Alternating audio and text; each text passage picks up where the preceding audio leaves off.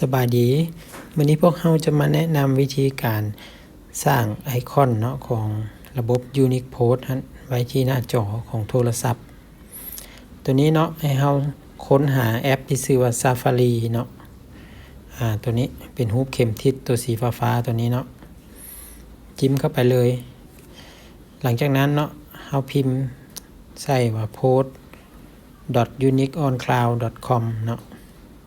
ตัวนี้ลิงก์ตัวนี้เราจะส่งให้อยู่แล้วอยู่ทาง WhatsApp เนาะเวลาเซาระบบกับพวกเราเขียนใส่ว่า post.uniqueoncloud.com แล้วก็กด go เนาะกดเข้าระบบไปเลยหลังจากเข้ามาระบบแล้วมันจะเล่นมาหน้าขายเนาะเรากดใส่ลูกศรตัวนี้หลังจากนั้นเนาะเราก็เลื่อนลงมาเนาะเลื่อนลงมาก่อน